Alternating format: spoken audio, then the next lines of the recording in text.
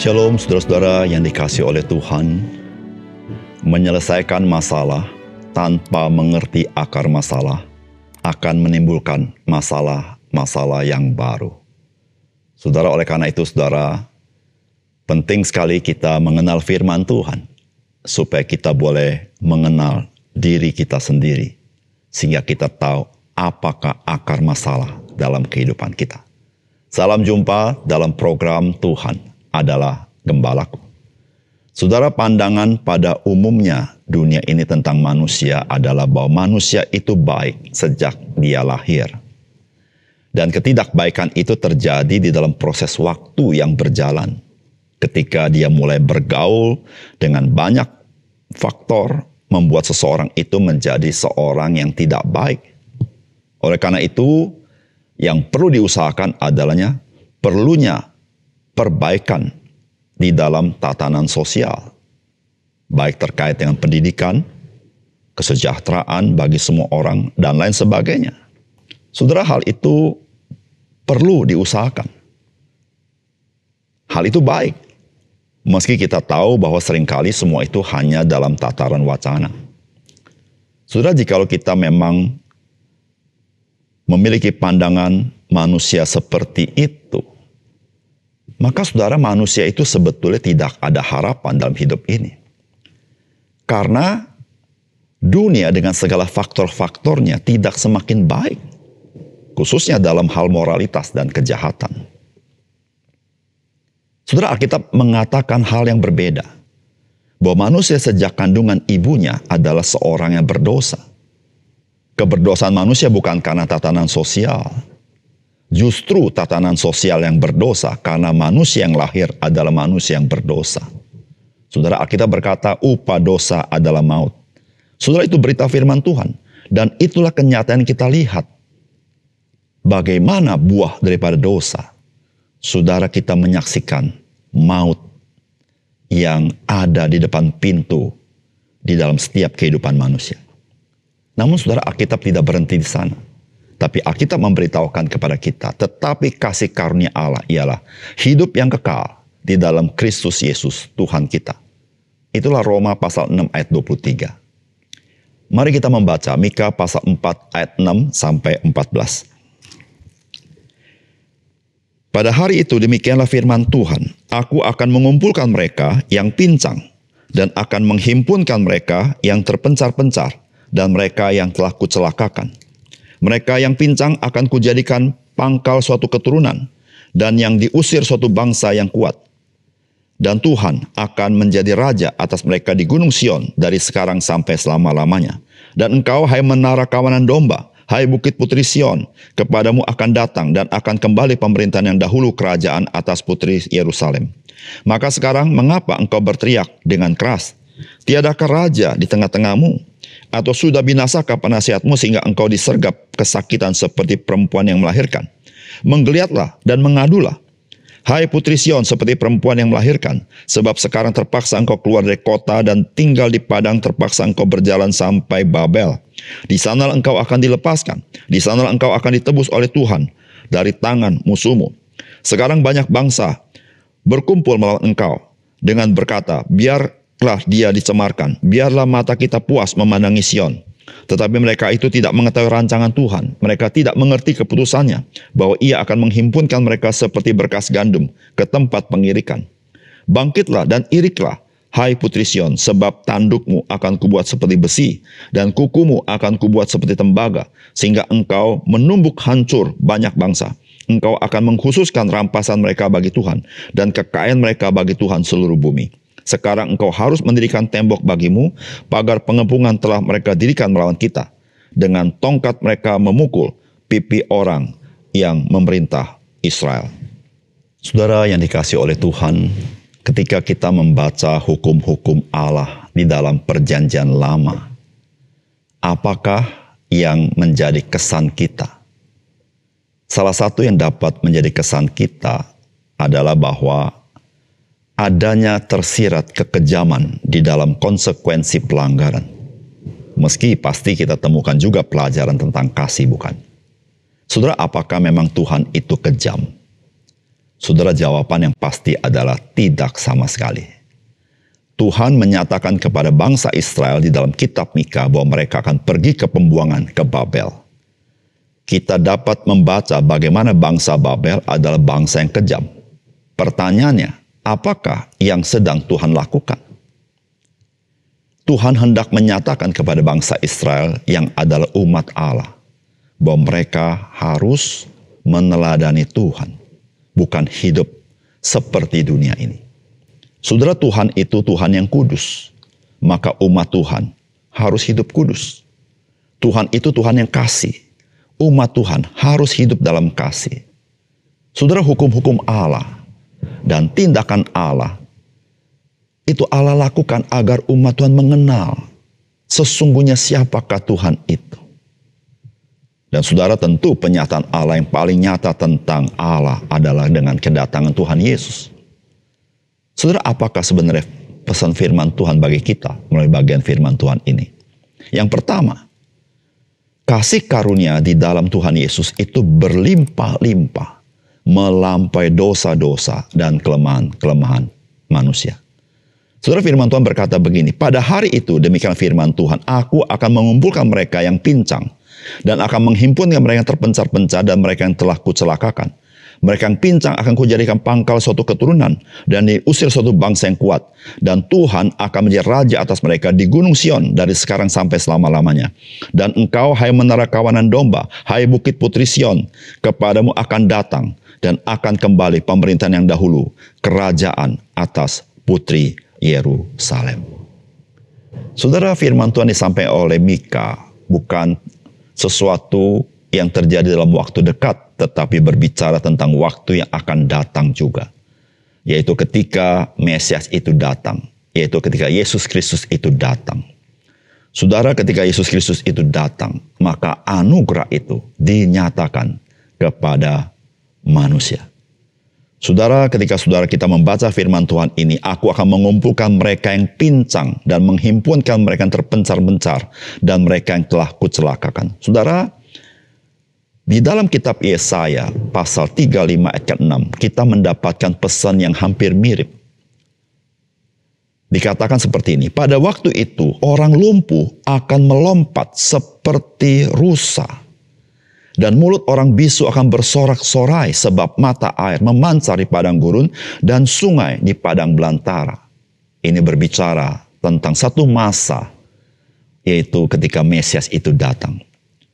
Saudara, apakah signifikansinya dengan kalimat-kalimat yang seperti ini? Saudara, kalau kita membaca di dalam kitab Imamat pasal 21 ayat 16 sampai 18. Dikatakan seperti ini, katakanlah kepada Harun begini, setiap orang dari antara keturunanmu turun-temurun yang bercacat badannya, janganlah datang mendekat untuk mempersembahkan santapan Allahnya. Karena setiap orang yang bercacat badannya tidak boleh datang mendekat. Orang buta, orang timpang, orang bercacat mukanya, orang yang terlalu panjang anggotanya. Saudara, pertanyaannya, kenapa pesannya sangat berbeda? Di dalam kitab Imamat, orang pincang tidak boleh melayani Tuhan. Tetapi dalam kitab Mika dikatakan pada satu kali nanti maka Tuhan akan memanggil orang-orang pincang untuk melayani Tuhan. Bahkan orang-orang pincang akan melompat-lompat seperti rusa. Saudara yang kasih dalam Tuhan, apakah Tuhan menyampaikan pesan yang berbeda? Tidak sama sekali. Di dalam masa perjanjian lama, mengapa Tuhan menyampaikan berita hukum seperti ini? Supaya umat Tuhan mengerti bahwa Tuhan adalah Tuhan yang kudus. Tuhan adalah Tuhan yang sempurna. Maka tidak boleh ada yang bercacat boleh melayani dia. Supaya manusia mengenal siapakah Tuhan. Tuhan bukan Tuhan yang sembarangan. Engkau tidak boleh memperlakukan Tuhan sembarangan. Tetapi apakah Tuhan membenci orang-orang difabel? Tidak demikian. Semua itu hanya dimaksudkan supaya umat Tuhan mengenal siapakah Tuhan itu. Namun saudara, ketika Yesus Kristus datang ke dalam dunia ini, maka saudara, Tuhan mau menyatakan anugerahnya kepada kita. Sehingga saudara, pada masa itu dikatakan, maka orang-orang yang seperti ini akan melompat. Mereka akan dikumpulkan sebagai umat Tuhan yang kuat. Saudara, dimaksudkan tentu bukan bicara mengenai difabel, tapi berbicara tentang orang-orang yang berdosa. Saudara yang terkasih di dalam Tuhan, Allah ingin menyatakan anugerahnya. Namun saudara, anugerah itu menjadi sesuatu yang tidak berarti jikalau manusia tidak mengerti akan kekudusan Allah. Allah ingin menyatakan anugerahnya. Tapi anugerahnya itu menjadi disepelekan kalau manusia tidak mengerti betapa sempurnanya Allah dan betapa terbatas dan gagalnya manusia. Saudara, anugerah Allah tidak mampu kita pahami tanpa kita mengenal betapa kudusnya Tuhan, betapa dahsyatnya Tuhan, betapa cemburunya Tuhan, betapa menghanguskannya Tuhan. Saudara, jikalau kita tidak memahami itu, kita tidak akan mengerti anugerah di dalam Yesus Kristus. Saudara, setiap manusia yang merasa dirinya benar, dia tidak memahami kebenaran Allah itu sendiri. Saudara, jikalau manusia mengerti kebenaran Allah, kekudusan Allah, maka manusia baru bisa berkata, Tuhan, saya membutuhkan anugerah-Mu. Saudara, disitulah maksudnya mengapa Allah memberikan hukum-hukum Taurat kepada umat Tuhan. Supaya umat Tuhan mengerti akan anugerah Tuhan yang Tuhan sediakan bagi umat manusia. Saudara, jangan menyepelekan anugerah Tuhan. Karena Allah kita, Allah yang tidak terhampiri. Tetapi dialah yang datang menghampiri kita di dalam kasih karunia-Nya. Yang kedua, saudara, janganlah kita mengandalkan manusia. Sebab hanya Tuhanlah tempat perlindungan. Sebab dialah juru selamat kita. Dialah yang membela kita. Saudara, firman Tuhan berkata begini, maka sekarang mengapa engkau berteriak dengan keras? Tiadakah raja di tengah-tengahmu atau sudah binasakah penasihatmu? Sehingga engkau disergap kesakitan seperti perempuan yang melahirkan. Menggeliatlah dan mengadulah. Hai Putri Sion, seperti perempuan yang melahirkan, sebab sekarang terpaksa engkau keluar dari kota dan tinggal di padang, terpaksa engkau berjalan sampai ke Babel. Di sanalah engkau akan dilepaskan, di sanalah engkau akan ditebus oleh Tuhan dari tangan musuhmu. Sekarang banyak bangsa berkumpul melawan engkau dan berkata, biarlah dia dicemarkan, biarlah mata kita puas memandangi Sion. Tetapi mereka itu tidak mengetahui rancangan Tuhan. Mereka tidak mengerti keputusannya, bahwa ia akan menghimpunkan mereka seperti berkas gandum ke tempat pengirikan. Bangkitlah dan iriklah, hai Putri Sion, sebab tandukmu akan kubuat seperti besi, dan kukumu akan kubuat seperti tembaga, sehingga engkau menumbuk hancur banyak bangsa. Engkau akan mengkhususkan rampasan mereka bagi Tuhan, dan kekayaan mereka bagi Tuhan seluruh bumi. Saudara, dari bagian ini, kita mendapatkan bahwa Tuhan ingin menyadarkan umat Tuhan, bahwa umat Tuhan selamat bukan karena kekuasaan manusia. Bukan karena hebatnya raja mereka. Saudara, sekarang Tuhan berkata, di manakah rajamu ketika engkau bergeliat, ketika engkau menderita? Bukankah mereka tidak punya kuasa? Bahwa mereka akan dibuang ke tanah pembuangan, ke Babel, saudara-saudara. Dan tidak ada yang bisa menyelamatkan. Dan ketika Babel berbuat hal yang semena-mena, mereka tidak tahu rancangan Tuhan. Bahwa Tuhan akan menghancurkan Babel karena mereka menghina umat Tuhan. Saudara yang kasih dalam Tuhan, bagian firman Tuhan ini ingin memberitahukan kepada kita. Saudara, janganlah kita mengandalkan manusia. Maka Yeremia pernah berkata, terkutuklah orang yang mengandalkan manusia, tapi diberkatilah orang yang mengandalkan Tuhan. Saudara, mengapa kita perlu mengandalkan Tuhan? Karena Tuhan sesungguhnya tempat perlindungan kita. Dan Alkitab berkata, Dialah juru selamat kita. Tidak ada juru selamat lain selain Tuhan. Maka Tuhan Yesus datang ke dalam dunia ini sebagai penebus, sebagai juru selamat. Dan Alkitab berkata, Dialah pembela kita. Saudara, Dia adalah pembela agung kita, apapun kondisi hidup kita. Saudara, ketika kita berdosa, Dia telah mati bagi kita. Ketika kita mendurhaka kepada Dia, Dia telah mati bagi kita. Ketika kita musuh Allah, Dia telah mati bagi kita. Dan Alkitab berkata, imam besar kita dapat turut merasakan kelemahan-kelemahan kita. Saudara, disitulah saudara mengapa kita harus mengandalkan Tuhan.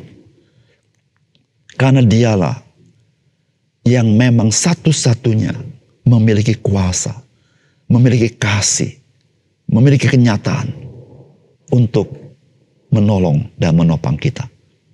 Saudara, oleh karena itu, saudara yang kasih dalam Tuhan, dalam hidup kita, ada banyak hal yang kita alami dalam hidup kita. Tetapi saudara, satu hal yang kita harus pegang dalam hidup kita, Bahwa hidup kita ada di dalam tangan Tuhan. Saudara, kita yang percaya pada Tuhan Yesus, kita adalah miliknya.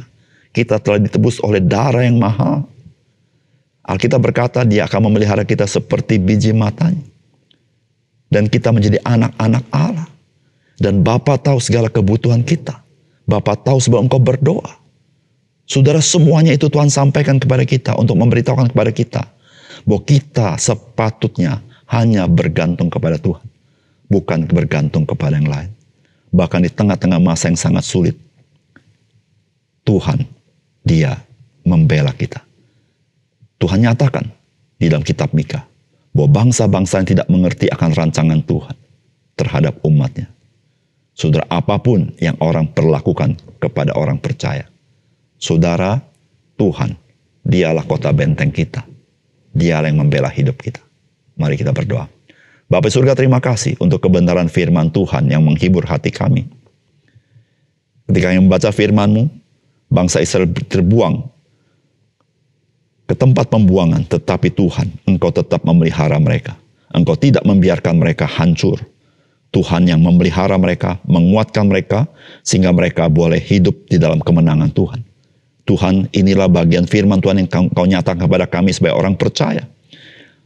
Tidak ada satu pun yang dapat memisahkan kami daripada kasih Tuhan, karena Engkau adalah pembela kami. Engkau adalah juru selamat kami. Ya Tuhan, ajar kami, supaya kami bergantung kepadamu. Karena kasih karunia Engkau, ya Tuhan, di dalam Kristus, melimpah-limpah, melampaui segala sesuatu. Terima kasih Tuhan. Dalam nama Tuhan Yesus kami berdoa. Amin.